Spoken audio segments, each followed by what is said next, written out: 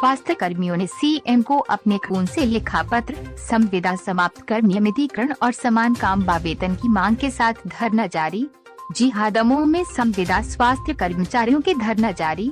विरोध प्रदर्शन करते हुए स्वास्थ्य कर्मियों ने कलेक्ट्रेट के सामने धरना स्थल पर अपना खून निकालकर मुख्यमंत्री को खत लिखकर अपनी मांगे भेजी।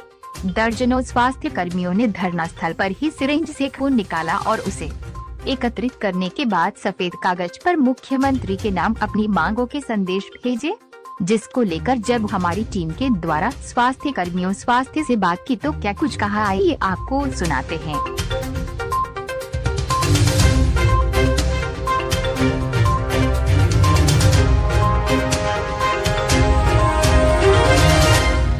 इतने साल 4 साल होने के बावजूद भी मामा जी का कोई ध्यान हमारी तरफ नहीं गया है। कई बार इस बाबत हम लोगों ने पत्राचार भी किया है स्टेट लेवल से, उसके बावजूद भी हमारी सुनवाई पर ध्यान नहीं दिया जा रहा है।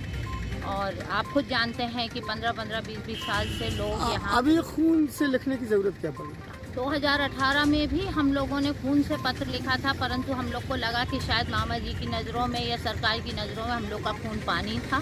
अतः इस बार फिर हम लोगों ने फिर से खून निकाल के दोबारा उनको इस बात का विश्वास दिलाया कि हम भी जीवित हैं, हमारे अंदर भी वही खून बहता है जो नियमित कर्मचारियों के अंदर बहता है। इसीलिए हमने उसी खून से मामा जी के सामने अपनी मांगें रखी हैं, इस उम्मीद से कि इस बार मामा जी को शायद हमारे खून का एहसास हो जाए कि हम भी जीवित प्राणियों में आते हैं और हमें भी समानता का अधिकार है। नरेश जी, क्या जरूरत पड़ी आप लोगों को अपने खून से ये सब लिखने की?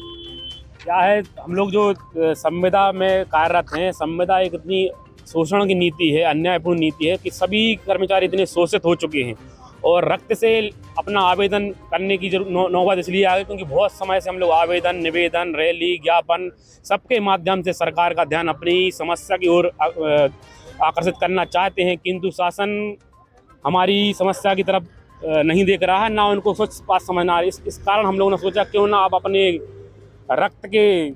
रक्त से अपनी समस्या को लिखें और शासन का ध्यान अपनी इन समस्याओं की ओर अग्रसर करें। जैसे अभी हम लोगों से चर्चा के दौरान सुन रहे थे कि शिवराज सिंह चौहान ने भी पहले इस नीति का विरोध किया था किसी खुले मंच से। बिल्कुल बिल्कुल, जब शासन में अभी कांग्रेस की सरकार आई थी उस समय हमारे माननीय मुख्यमंत्री महोदय जी ने खुद ही ट्वीट किया था और एक बड़े मंच से बोला था कि संविदा की व्यवस्था एक शोषण की व्यवस्था है और मैं संकल्प लेता हूं इस व्यवस्था को मैं तत्काल प्रभाव से समाप्त करूंगा जैसे ही मुझे मौका मिले। लेकिन तो जी हो जाता है इतने में, आप तो समझ ही सकते हैं भैया, आगे भी आप हमेशा रहे हैं और ये दो सूत्रीय मांगों को लेकर आज भी हम इस धरने पर बैठे हैं कि शायद हमारे प्यारे मामा शिवराज सिंह चौहान जी अब अपने भांजे भांजियों पर थोड़ा सा अपना रहम और करम बरसाएं ताकि हम लोग की जो संविदा बेस पे हैं उसको रेगुलर कर दें, कि ताकि जो 9-10 हज़ार रुपये में एएनएम बहनें जो हमारी गांव-गांव भटकती हैं जाती हैं, बताइए 9,000 में शिवराज सिंह की ड्रेस भी नहीं आती होगी।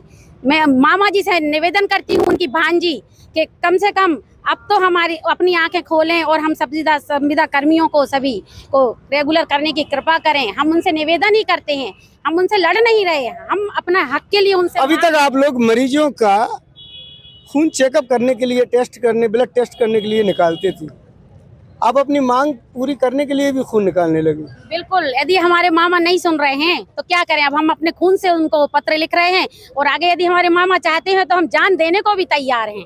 कहें तो मामा ना झूल जाए ऋतु चौबे फांसी पे, तो फिर आप नाम बदल देना। क्या कहना चाहोगे आप? मामा जी तो सुनने पे अभी आमादा नहीं है। अब सुनेंगे नहीं तो आगे और भी कोशिश करते क्या कदम उठाओगे इसके बाद? अब तो आप लोगों ने अपने खून तक निकाल के मामा को दिखा दिया लिखकर, अब इसके आगे जान भी देंगे, अगर चाहते हैं तो जान भी देंगे और क्या करेंगे। नौबत आए तो जान भी देंगे। अगर फिर भी मांग पूरी नहीं होती, जैसे पिछली मर्तबा आप लोगों ने आंदोलन किया, चुनावी वर्ष था, मना लिया, पथा लिया, आश्वासन दे दिया, बैठ गए, फिर चुनाव सर पर है, अब फिर आप लोग आमादा हो आंदोलन पर। अब इसके बाद भी कोई सरकार का नुमाइंदा आता है और आप लोगों को बिठालता है, क्या बैठ पाओगे? नहीं, अब हम धोखे में नहीं आएंगे।